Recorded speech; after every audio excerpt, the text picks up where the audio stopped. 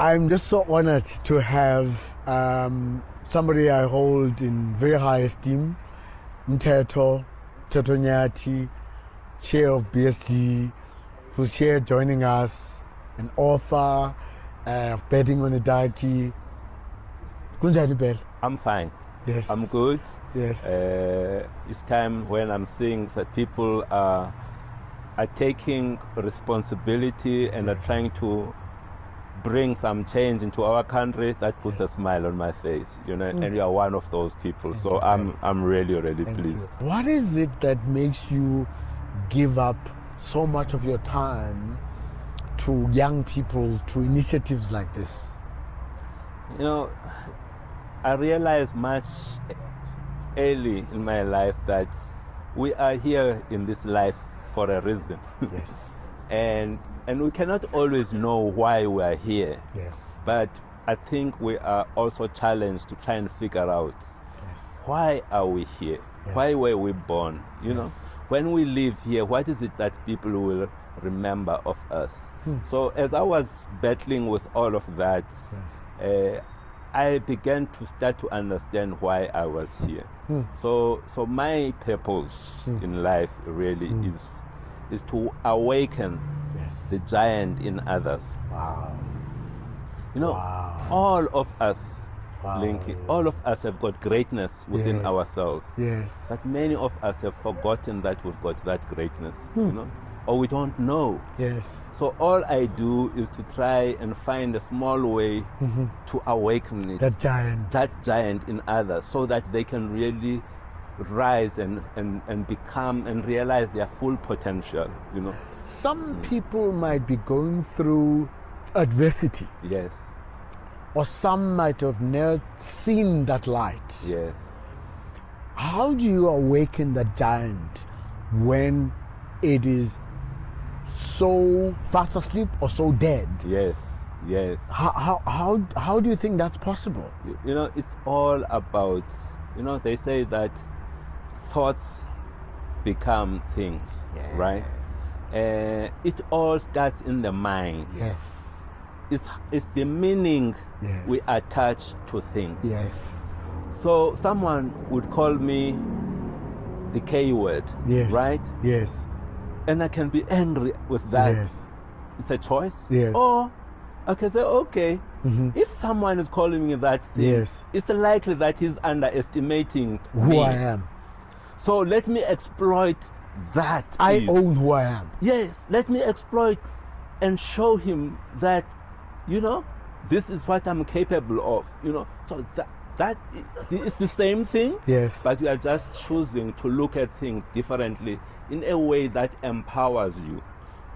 We are faced with so many challenges in life, but it is up to us how we interpret those challenges. Our attitude. Yeah, in a way that helps us to move forward. And I'm advocating, Linky, that you don't have to be making big strides. Yes. Every day, make that little step forward. Yes. That's what is required. That little bit forward.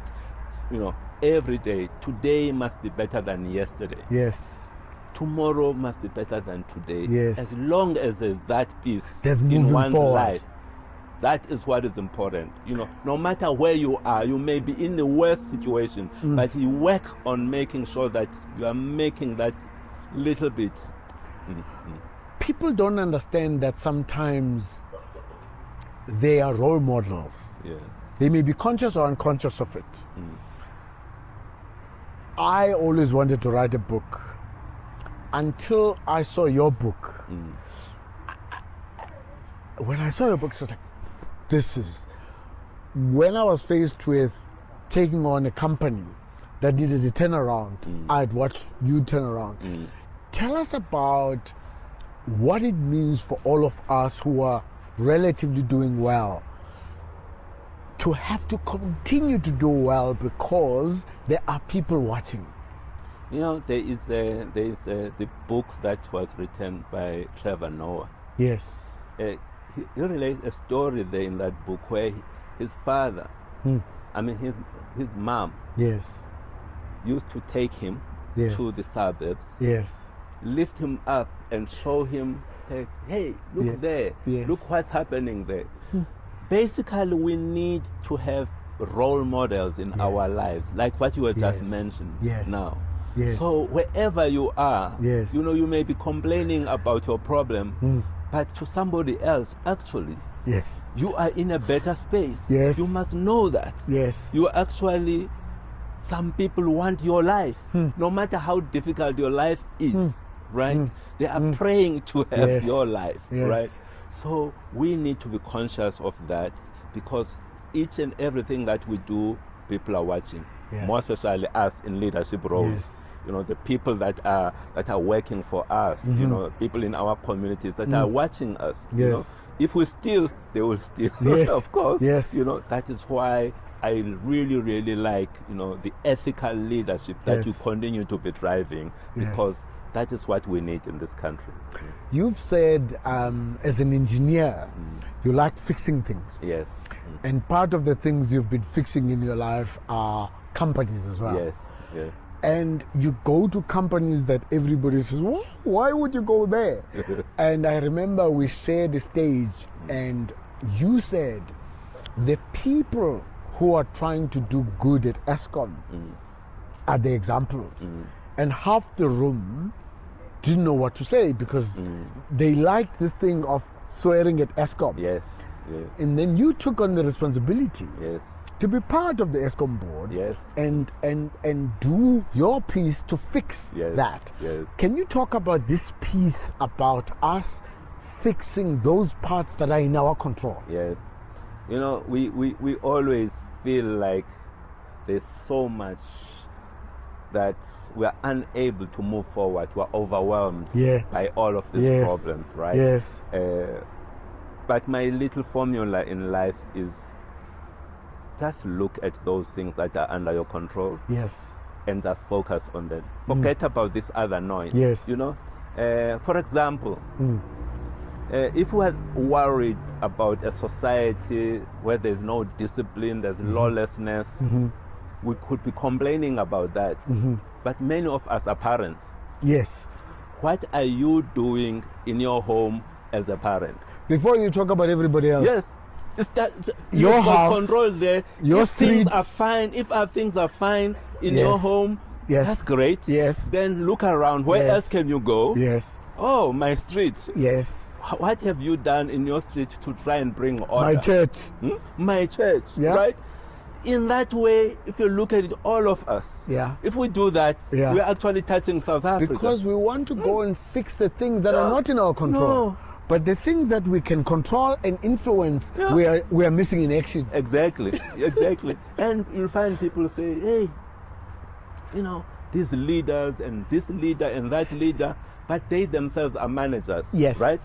Then you ask the question, how is it under this person? If someone is working for this person, what is the environment that he has created? He's busy complaining about other people.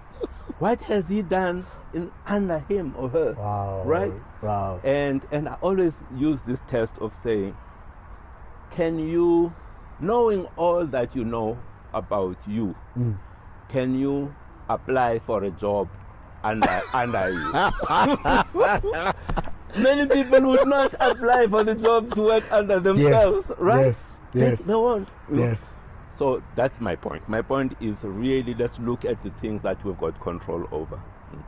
Last two questions.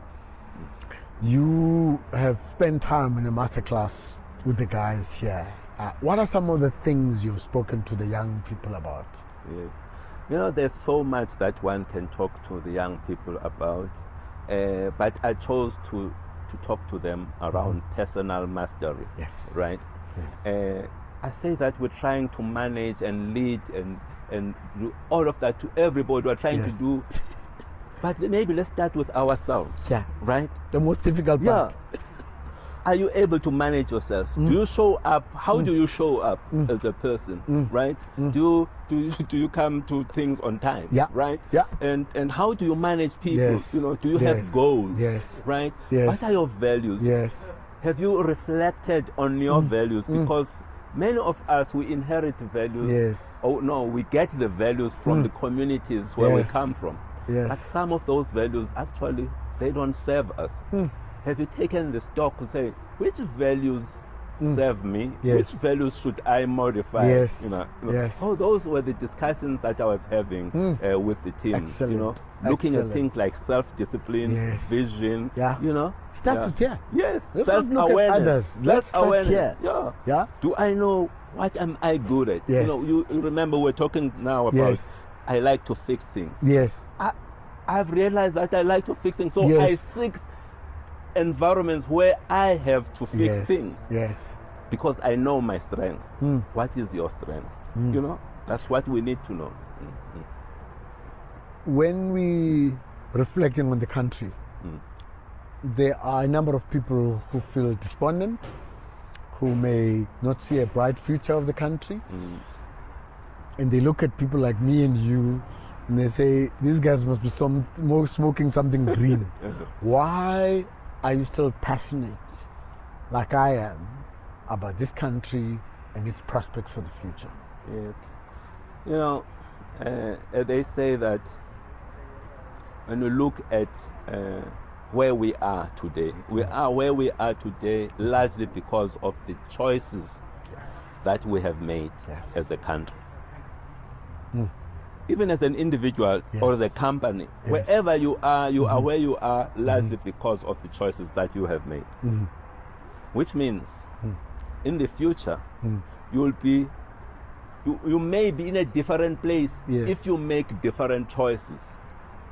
So the trick here is about being conscious of the choices that you are making. And take accountability of the choices you've made. We have messed up this country, but it doesn't mean that we cannot choose differently. Yes.